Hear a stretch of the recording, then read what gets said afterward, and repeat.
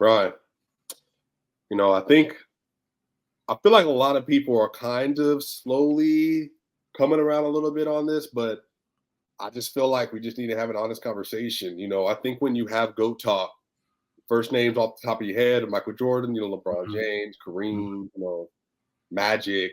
Yeah. But I think you get into the other conversation, with your Duncans and your Larrys and all that stuff, man. I just think that Nikola Jokic and what he's doing and where he's headed, I think the level of basketball that he is playing right now is he's going to go down as one of the all-time great players. And I just truly feel, I still think a lot of the world is really sleeping on that. They are literally watching possibly one of the 7, 8 best players they've ever seen in their life and may ever see. He's so talented. He's so smart. I just think people might take that for granted. It's funny, man. This is an interesting conversation because a lot of times when you have somebody entering this conversation, it's Yeah. so disruptive. It's so polarizing. People are always going to push back on it like, oh, there's no way he could be that good, right? There's no way he could be at that level. We've seen it with Joker's stats over the course of these past few years that the numbers that he consistently puts up have put him into that conversation year over year over year. And a Yeah. lot of times it was about, hey, does he win enough?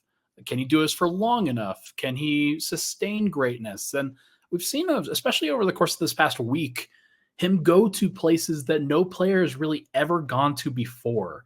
And it's always fun to watch. I mean, if you're a Nuggets fan, you're over the moon about it. But Mm, even if you're an NBA fan, like people are talking about best player in the world, they talk about faces of the NBA.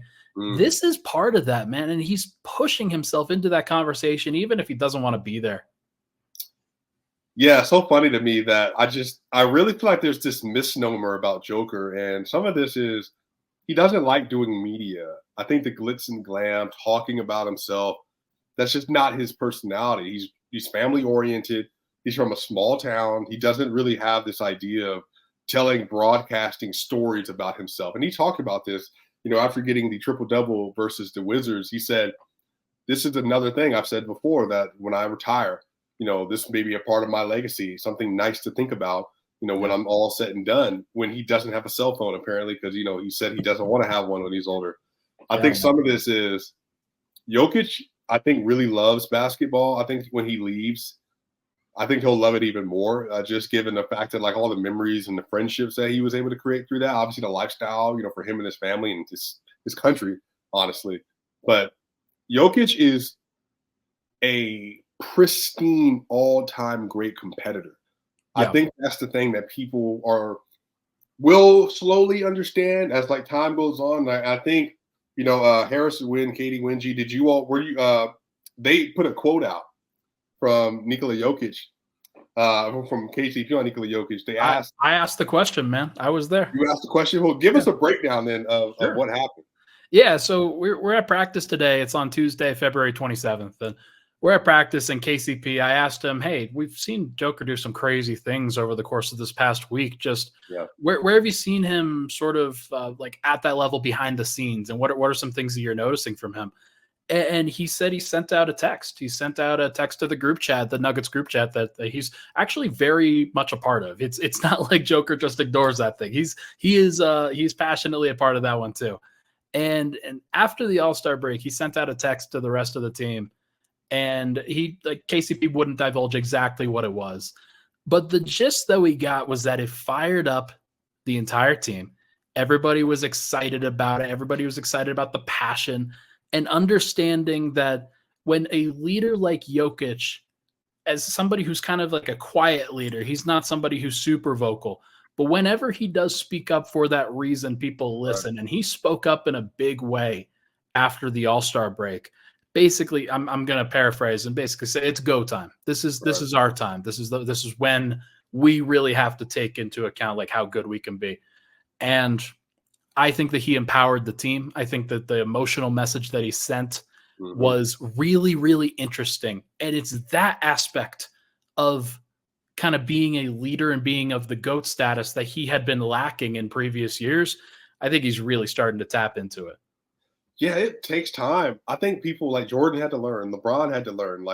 Remember, Jordan was considered an isolation ball dominant scorer for Yeah. years. They didn't think he was gonna, lead a team to a championship. Skip Bayless has rebuilt his persona as the Jordan guy, but there's articles in the 80s of him criticizing Michael Jordan as like not going to be one of those guys, like a Larry or Magic. But Jordan, once he got to that point, he was a killer. And I think that's kind of where Jokic is at this point. I legitimately think that, and I understand the numbers and net rating and all that kind of stuff, but bro, like, they're going to get into these dogfights with these teams, and no one is going to have a Joker. And I think that literally might be the difference. A Joker and a Murray and a KCP and an AG and an MPJ flooded those two players. I think it's what makes them the creme de la creme of the NBA. Yeah. But I think Nikola Jokic and his unique ability to think through every facet of the game, defensively included, is what makes him such a he's almost like a clairvoyant player. Like he just like doesn't have like these typical things that hold him back. Like some of these ways that people process through like pressure. He likes pressure. He talks about like I love it. Like, you know what I mean? He said that like I think when people criticize me and I look at what they did and I'm like, you know, who are you to criticize me? I love the pressure. You know, he talks about this idea of wanting to be great and wanting to continue to win and all that stuff, but he doesn't do it on terms that are like unjust. He doesn't want to take advantage of his opponent, but he truly believes there's a right way to do things. There's a right way to play basketball. There's a right way to be a teammate. And DeAndre Jordan, in an interview that kind of recirculated from the summer, you know, apparently in the NBA Finals, and they were telling him, go score. You can score whenever he wants. He said, F that. Play basketball the right way. And I just love that. Like, he's like, no. Just because I can do something doesn't mean that's the best way to do it. And that is crazy to me. Yeah. He is wired differently, is probably the best way to put this, where there are so many different ways that a competitor can go about playing the game of basketball, that professional athletes can go about their business. But with Joker, he has approached this from an Eastern European perspective that not as many people are familiar with. And lots of people are learning, and they're understanding that aspect of the game just a little bit differently from how somebody like Joker does it. He grew up with that. And then he absorbed some of the NBA tenets, which are, if you have a one-on-one matchup that you can kill, you go kill it. And he is now blending all of those things together with the playing the right way and understanding the way things are supposed to go on the basketball floor, with understanding his individual greatness as well. And it's that confluence of events, I think, that's turning him into something really, really special. The skill level is unparalleled at this point. The way that he does things at 7 feet tall, like nobody's ever done that before. And for him to have, like, for his brain to work that way, and then for him to also be one of the best post scorers and most dominant players and have that mental edge all the time. Like, we are seeing greatness unfold. We're seeing a GOAT trajectory, as you mentioned. This could be one of those top 10 players of all time, and we might even be selling him short in that regard. Now, to be fair, there are certain barometers that he has to reach with milestones, with accolades and things of that nature. He's got to play for a certain amount of time, and he may not do that, by the way. Like, he might decide he's good after the next 3, 4, 5 years. And if that's the case, then more power to him.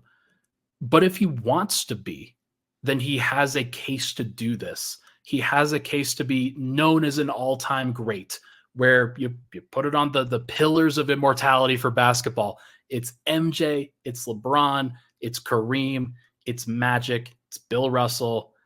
Maybe it's Jokic too, man. We just don't know yet. Right.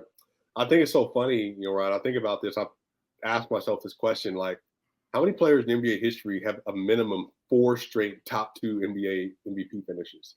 And I know some people are like, well, that's a media award now. Like, it's not really. I'm just like, I don't care what you say. 4 top 2, 4 straight. Yeah. And then arguably, bro, he looked like he's on track to win his 3rd. The difference in this year and last year is that last year happened. That mess that happened in March happened, and then the playoffs happened. And I said before the year, I think it's going to be the easiest win he's ever had in MVP. But here's the thing: we talked about this before. The schedule is helping the fans. because now the Nuggets ain't got no choice but to win a lot of these games.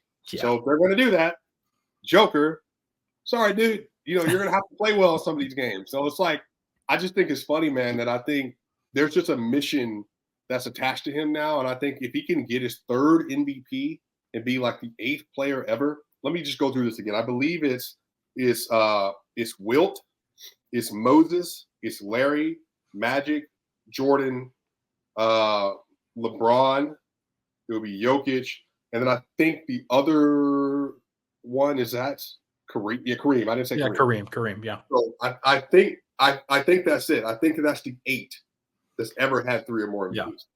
It's basically your who's who of top 15 players of all time. Like, that's crazy. It's like one of the barometers that you have to have at that point. And you don't accidentally win 3 MVPs, sir. Yeah, like, and to be able to do it, where we've seen LeBron kind of fade into the background here a little bit. We've seen KD and Steph fade into the background a little bit. Those guys, top 15 players of all time. In LeBron's case, he's at least top 3. Like, I think that a lot of people were worried about what we would see with this next era. Yeah. And other players have stepped up. Other players, like, it's not just Joker. Other players like Joel Embiid, even Luka Doncic, Giannis Antetokounmpo, like all these guys have, and Jason Tatum is another name. All of these guys have put the league into a good place where it can be just still functional. But in order to be great, you have to see greatness. And there's one guy right now who is standing above all the others in terms of what we're seeing greatness-wise, and it's number 15 in Denver. Right. Y'all, but what do y'all think? Let us know in the comment section. In Mile High Sports, Ryan Blackburn, Swipa, what do you think? Do you think Jokic is on a GOAT trajectory? What do you think he would have to do to reach that Kareem, Jordan, Magic status? Can he, or right below that? Let us know what you think in the comment section, y'all. Make sure y'all like, share, and subscribe. See you on the other side.